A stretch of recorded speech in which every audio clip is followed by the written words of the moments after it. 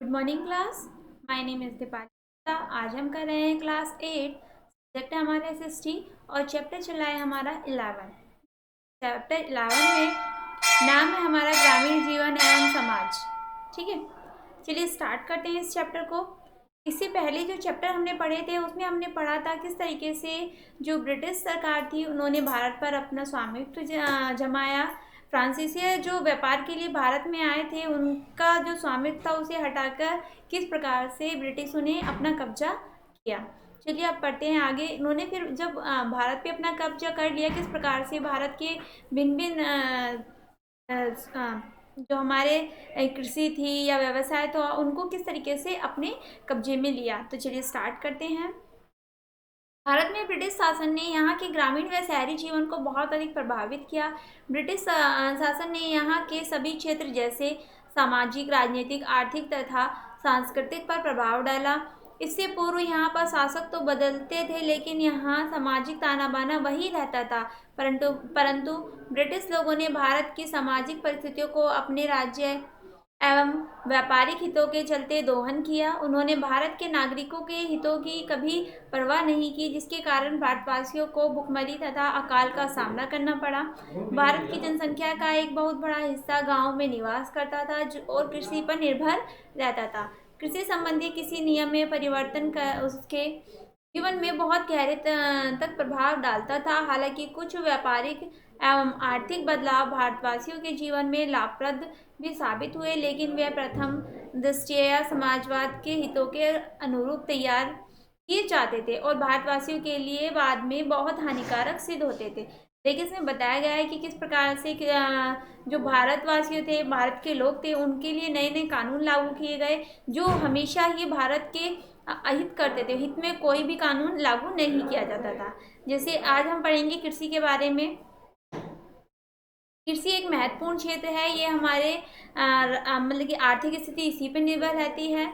चलिए देखते हैं किस प्रकार ब्रिटिशों ने नई नई नीतियाँ इसमें लागू की। इससे पूर्व की हम ब्रिटिश साम्राज्य की औपनिवेशवादी नीतियों की चर्चा करें। आवश्यक होगा कि हम उस काल में भारत की परिस्थितियों को जान लें। देखिए जब हम किसी चीज़ की कंपैरिजन करते हैं तो उससे पहले जिससे हमें करनी है वो भी हमें पता होनी चाहिए। तो हम देखते हैं कि जब ब्रिटिश सरकार भारत में नहीं आई थी उससे पहले भारत में जो कृषि की व्यवस्था थी वो किस प्रकार की थी। इससे पूर्व की हम ब्रिटिश साम्राज्य की सॉरी उस समय भारत के गांव के लोगों की आवश्यकताएं बहुत सीमित होती थी। वे अपने उन आवश्यकताओं के लिए आत्मनिर्भर होते थे तथा कृषि उत्पादन से इनकी पूर्ति बखूबी से करने में सक्षम होते थे। ऐसी बहुत कम वस्तुएं ही थी जो जिन्हें उनके लिए गांव से बाहर जाना पड़ता था। ये वस्तुएं आभूषण, नमक, मसाले, औजार आदि थे। बाकी सभी वस्तुएं जैसे भोजन, वस्त्र, कृषि उपकरण आदि गांव के स्रोतों से ही उपलब्ध हो जाती थी। किसान जो भूमि जोतते थे वे उनके स्वामी भी होते थे। उनके अपने भूमि के स्वामित्व के अधिकार होते थे जिनसे उन्हें बेदखल नहीं किया जा सकता था। लेकिन ब्रिटिश साम्राज्य के उदय होने से भारतीय जीवन का ग्रामीण परिवेश उनके प्रकार से अनेक प्रकार से प्रभावित हुआ। भू राजस्व भूकर की एक निश्चित राशि निर्धारित कर दी गई थी जो किसान को हर हालत में भुगतान करनी होती थी। क्योंकि किसान प्रमुख रूप से मानसून पर आधारित होती थी, इसलिए प्रत्येक वर्ष फसल अच्छी होना संभव नहीं था। देखिए जैसे आपको ही पता है, अगर बारिश नहीं होती है या बारिश ज़्यादा या कम हो जाती है तो इसका सीधा प्रभाव हमारी कृषि पर पड़ता है। आज भी, जबकि आज हम पर आधुनिक बहुत सारे ऐसे उपकरण हैं जिनसे हम पानी के स्रोतों की पूर्ति कर सकते हैं, लेकिन फिर भी भारत में कृषि का कुछ हिस्सा, बहुत सारा हिस्सा मानसून पर निर्भर है। उस समय आज के टाइम में थोड़ा कम है, उस समय कुछ ज़्यादा ही मानसून पर निर्भर रहता था। इस कारण किसान नकदी फसलें उगाने को मजबूर हो गए। देखिए जो किसान थे उन्हें अपने रोज़मर्रा की मतलब कि छोटी छोटी फसलें उगाना पसंद था, जैसे घर में काम आने वाली खाद्य फसलें। लेकिन जब वो किसानों को मजबूरी लगी कि उन्हें नकदी फसल उगानी चाहिए तो वो उनकी मजबूरी थी, वो अपनी खुशी से इस फसल को नहीं उगाते थे जिससे वे अपना भू राजस्व समय पर चुका पाए। यानी उन्हें अपने कर की चिंता होने लगी, इसलिए उन्होंने नकदी फसलें उगाने का सोचा तथा उनके पास भी कुछ धन बच जाए। नकदी फसल मुख्यतः जूट, कपास, नील, खसखस तथा चीनी की होती थी। पहले किसान अपने खेतों में प्रतिवर्ष एक अथवा दो ही फसल उगाते थे, जिससे धरती की उर्वरकता शक्ति बनी रहती थी। लेकिन ब्रिटिश साम्राज्य के शोषण ने भारतीय किसानों को दो या दो तीन उपजाने को मजबूर किया, जिस कारण धरती की उपजाऊ शक्ति पर अत्यधिक विपरीत प्रभाव पड़ा। जैसा कि ऊपर उल्लेख किया गया है कि पहले किसान अपनी भूमि के स्वामी होते थे, जिससे उन्हें बेदखल नहीं किया जा सकता था। लेकिन ब्रिटिश साम्राज्य में इस स्थिति में बदलाव आ गया। अब भू राजस्व अनिवार्य रूप से भुगतान करना होता था, अतः भूमि विक्रय की वस्तु बन गई। अगर कोई किसान अपना भू राजस्व भुगतान नहीं कर पाता तो उसकी भूमि नीलाम कर दी जाती थी। इसलिए भू राजस्व का भुगतान करने के लिए किसानों को बार बार गांव के महाजन की से उधार लेना पड़ता था। भू राजस्व की राशि तथा ब्याज की दर दोनों ही बहुत अधिक थी, अतः किसान उनका भुगतान करने में सक्षम नहीं होते थे, किंतु फिर भी वह राशि उनके जबरन वसूल की जाती थी तथा इसकी पूर्ति के लिए उन्हें और उनके परिवार को बंधक बनाने को मजबूर होना पड़ता था। अब है नेक्स्ट स्टडी है। देखिए, कृषि के बारे में हमने पढ़ा कि जब ब्रिटिश सरकार साम्राज्य भारत में नहीं था तो उससे पहले भारत में कृषि की जो स्थिति थी वो बहुत अच्छी थी। लेकिन ब्रिटिश साम्राज्य स्थापित होने के बाद भारत में कृषि की जो स्थिति है वो थोड़ी गंभीर होती गई। अब हम पढ़ते हैं शिल्प के बारे में। भारतीय किसान एवं शिल्पकार बहुधा एक ही व्यक्ति होते थे।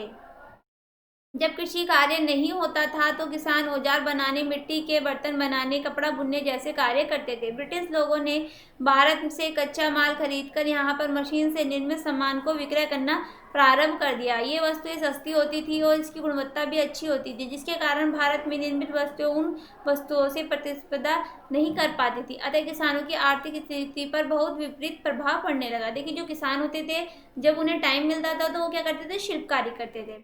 अब पढ़ते हैं हम ब्रिटिश कृषि नीतियाँ।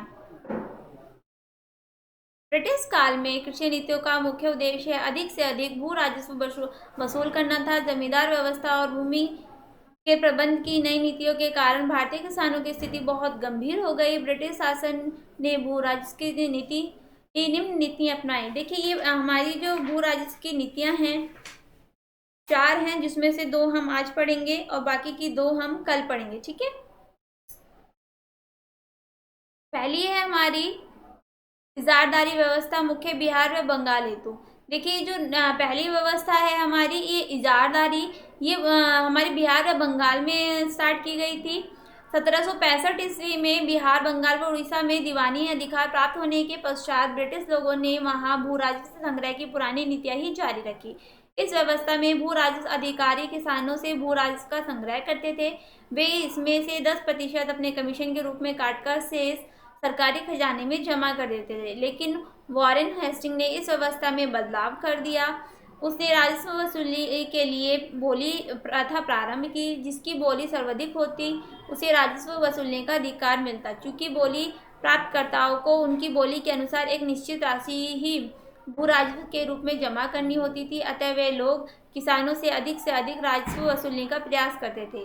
उनका भूमि सुधार हेतु कोई प्रयास नहीं होता था, जिस कारण किसानों और कृषि योग्य भूमि दोनों की स्थिति दयनीय होती गई। देखिए, इसमें बताया गया है कि जो इजारदारी व्यवस्था थी उसमें एक प्रथा लागू की गई, जैसे बोली लगाने की। जो बोली सबसे अधिक लगाता था उसे ही राजस्व वसूलने का अधिकार प्राप्त होता था। अब नेक्स्ट है हमारी स्थायी बंदोबस्त मुख्यतः बिहार व बंगाल हेतु। देखिए, अब दूसरी नीति अपनाई गई स्थायी बंदोबस्त, जो मुख्यतः कहाँ करी गई, बिहार व बंगाल। 1793 ईस्वी में लॉर्ड कॉर्नवालिस ने भू राजस्व हेतु एक नई व्यवस्था शुरू की, जिसे स्थायी बंदोबस्त कहा गया। इस व्यवस्था का उद्देश्य भू राजस्व के रूप में नियमित आय प्राप्त करना था। यह व्यवस्था बिहार एवं बंगाल में प्रारंभ की गई, बाद में उड़ीसा, मद्रास के कुछ भाग और बनारस में भी इसे लागू किया गया। इस व्यवस्था के अंतर्गत यदि कोई किसान अपना भू राजस्व भुगतान करने में असफल रहता तो उसकी भूमि जब्त कर ली जाती थी। देखिए, अगर कोई भी किसान अपना भू राजस्व होता था उसे नहीं जमा कर पाता था तो उसकी जो भूमि थी वो छीन ली जाती थी तथा उसकी नीलामी कर दी जाती थी, जिस कारण बहुत सारे किसान भूमिहीन हो गए। भूमिहीन किसान जमींदारों की भूमि पर मजदूरी करने को विवश हो गए। अब है इसके गुण, की जो व्यवस्था थी इसके गुण क्या थे। इस व्यवस्था का प्रभाव केवल कृषि क्षेत्र पर ही नहीं पड़ा, वरन सामाजिक, आर्थिक एवं व्यवस्थात्मक क्षेत्र भी इससे प्रभावित हुए। भूमिहीन किसानों का नया वर्ग इस व्यवस्था को पूरी तरह असंतुष्ट था, क्योंकि परिणाम अंततः विद्रोह हुआ। व्यवस्था के फलस्वरूप अस्तित्व में आया नया जमींदार वर्ग लाभान्वित हुआ और वे लोग ब्रिटिश साम्राज्य के वफादार हो गए। व्यवस्थात्मक दृष्टि से ब्रिटिश साम्राज्य के लिए यह व्यवस्था सुविधाजनक भी थी, क्योंकि अब उन्हें बहुत अधिक किसानों के स्थान पर कुछ जमींदारों से ही व्यवस्था बनानी होती थी। जमींदार धनी व्यक्ति थे, अतः वह अपनी भूमि पर अधिक मजदूर लगाकर ज़्यादा उत्पादन प्राप्त कर लेते थे, जो ब्रिटिश जमींदारों व ब्रिटिश साम्राज्य दोनों के लिए लाभदायक सिद्ध हुए। देखिए, ये था कि जो इसके गुण थे वो क्या थे। अब हम थोड़े से इसके दोष भी पढ़ लेते हैं। वो राजस्व की बहुत ऊंची दरों ने किसानों को गांव के महाजनों से ऋण लेने को मजबूर किया। ये महाजन एक उचित दर पर ब्याज वसूलते थे, किसान यह राशि भुगतान करने में असमर्थ हो जाते थे। देखिए, इसमें बताया गया है कि जो कर होता था वो बहुत अधिक होता था। अगर किसी किसान की फसल नहीं इतना वो नहीं कमा पाए हैं जो कर के रूप में दे सके, तो वो क्या करते थे, साहूकार से जो जिसके पास पैसे होते थे उसको उधार लेते थे, और यह जो राशि होती थी किसान पर एक बोझ की तरह बनती चली जाती थी, और जिसे वो चुकाने में असमर्थ हो जाता था, और उसकी जो भूमि थी वो क्या कर ली जाती थी, छीन ली जाती थी। तो ये इसके दोष थे। गुण भी हमने पढ़े। हमने ये दो नीतियाँ थी जो पढ़ी, दो हम कल पढ़ेंगे। आज के लिए इतना ही। Thank you.